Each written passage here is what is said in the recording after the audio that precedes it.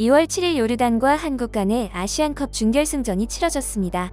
여기서 요르단을 꺾고 결승에 올라가 64년 만에 우승을 도전하게 되는 대한민국 축구의 역사를 다시 쓰는 기록을 세울지도 모른다는 기대가 팽배해 있었는데요.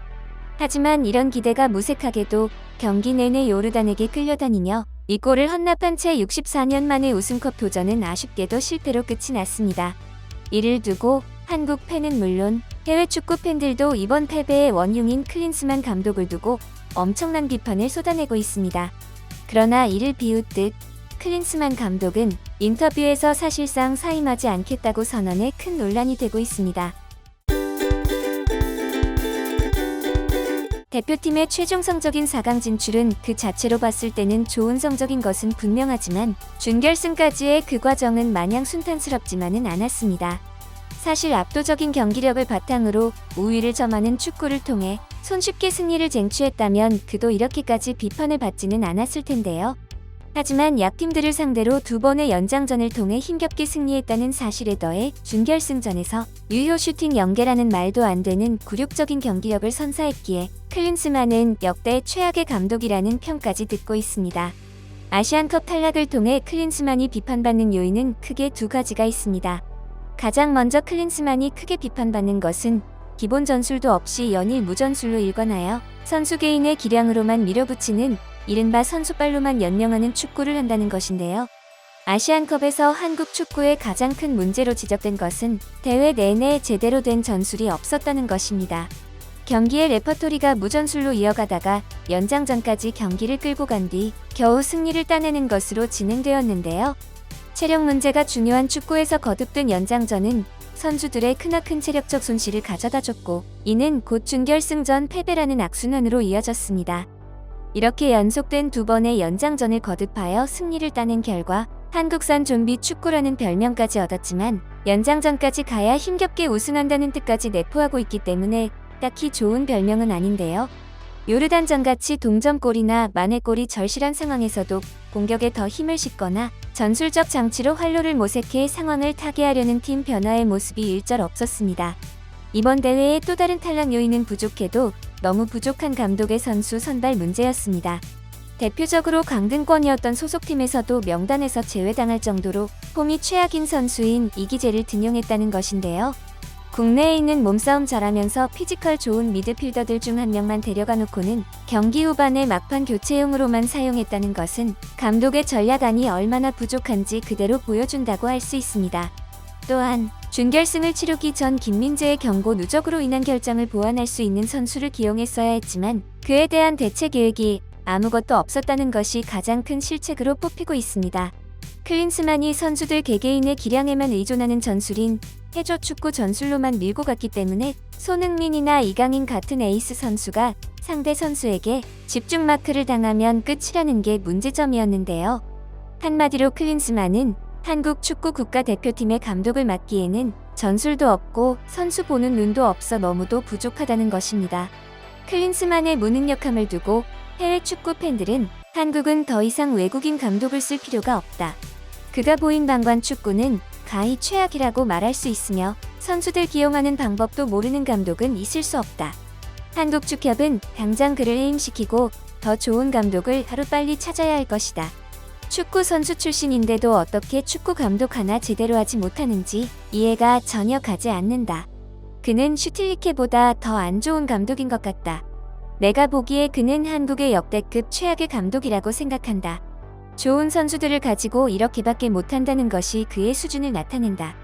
4강까지 진출했다고는 하지만 한국의 경기력은 그만한 수준을 보여주지는 못한 대회였다고 생각한다. 선수들 하나하나의 기량은 압도적이지만 감독이 그를 뒷받침하지 못하는 실력을 가지고 있다. 아무리 감독이 선수 시절 레전드였다고 해도 전술도 없고 요행에만 모든 걸 거는 감독은 있어서는 안 된다는 것을 이번 한국 축구를 보고 절실하게 깨닫게 되었다. 비판함과 동시에 한국 축구 대표팀을 걱정하는 모습을 보였습니다. 탈락 후에 진행된 인터뷰에서도 그의 태도는 가히 가관이었는데요.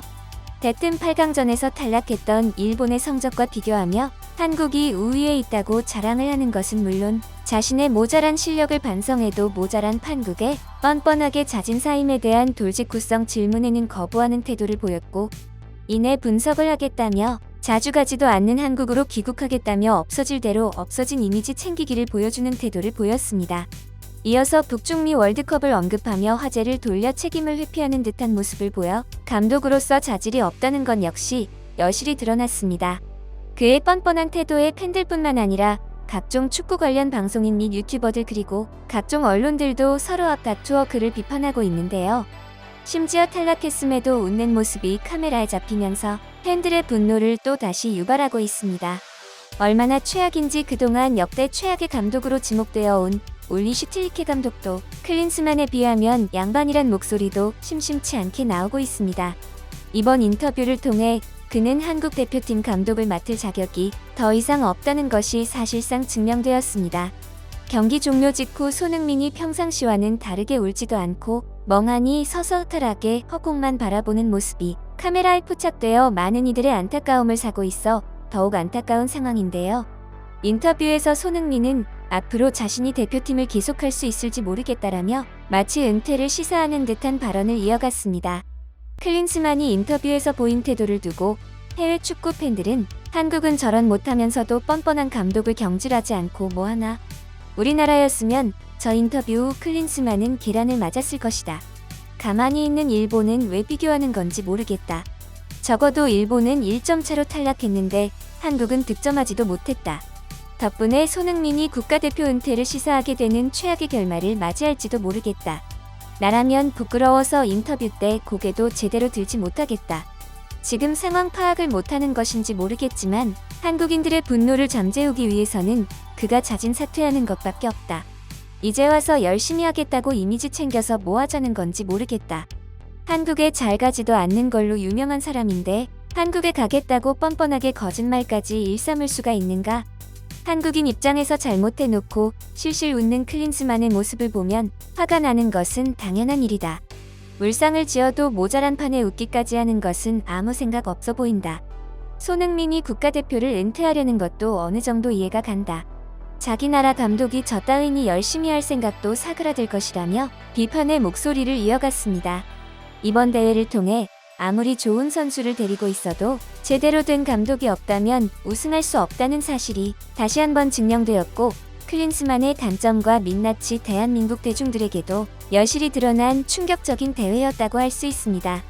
하루빨리 그를 경질시키고 제대로 된 감독을 기용해 한국 축구가 더욱 빛날 수 있기를 바라며 영상 마치겠습니다. 이번 영상은 여기까지입니다. 구독과 좋아요, 알람 설정 부탁드립니다. 앞으로 더 좋은 영상으로 찾아뵙도록 하겠습니다. 감사합니다.